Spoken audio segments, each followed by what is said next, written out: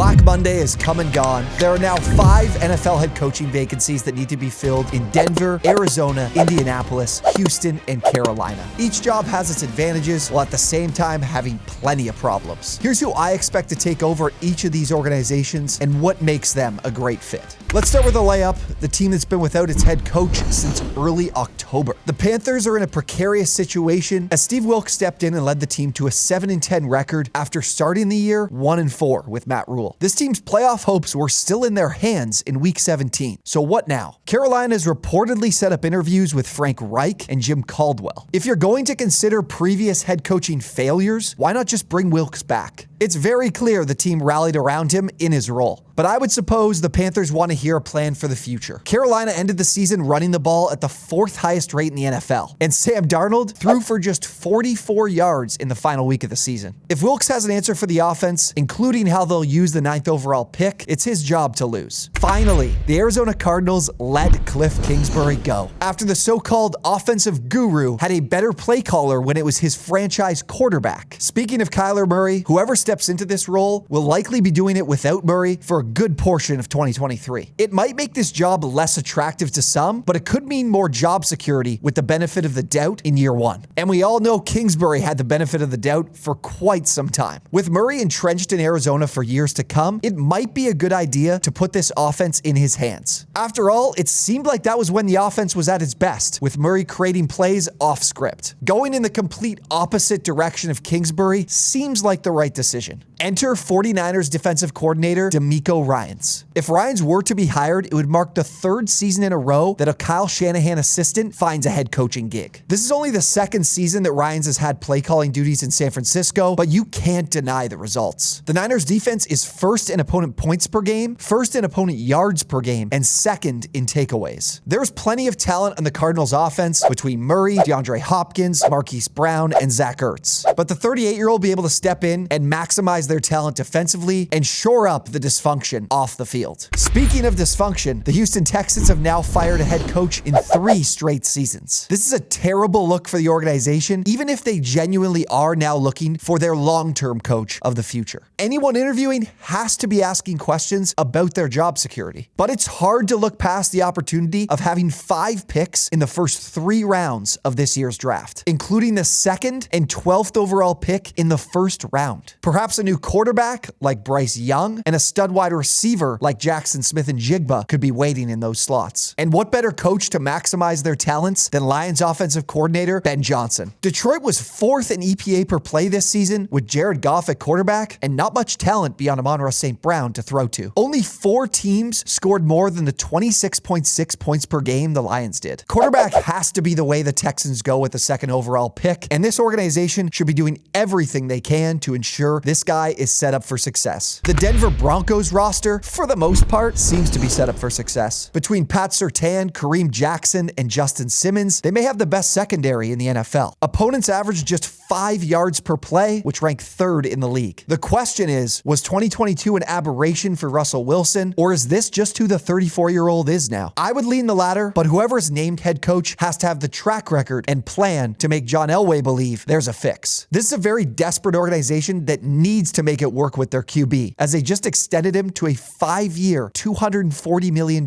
contract earlier this year. So what better team to take advantage than New Orleans? The Saints are reportedly seeking a 1st-round pick for their still under contract former head coach. The Broncos are still interested, and quite frankly, they might be the only ones willing to do it. This organization cannot afford to miss out on their window. They already pushed their chips in for Russ. They have talent at other positions, and without their own 1st-round pick, the draft won't solve their problems. Sean Payton has proven himself to work well with aging quarterbacks, even taking a 38-year-old noodle-arm Drew Brees to the conference championship in 2018. Wilson felt the wrath of the Broncos fan base in 2022, and the organization needs to do everything it can to ensure that doesn't happen in 2023, and that starts with Sean Payton as head coach. What is the answer in Indianapolis? It's definitely not another plug-and-play quarterback. We've seen that movie one too many times. Special shout out to Jeff Saturday for helping this team earn the 4th overall pick in the 2023 NFL Draft with a 1-7 record as interim coach. Could CJ Stroud be there for the picking at number 4? I know someone who's pretty familiar with the Ohio State Buckeye. He's beat beaten him in back-to-back seasons. It's former Indianapolis Colt Jim Harbaugh. His recruiting class for 2023 at Michigan ranks a meager 17th in the nation, and the NCAA could be coming down with some sanctions due to some violations during the COVID dead period. So what better time to make his return to the NFL than right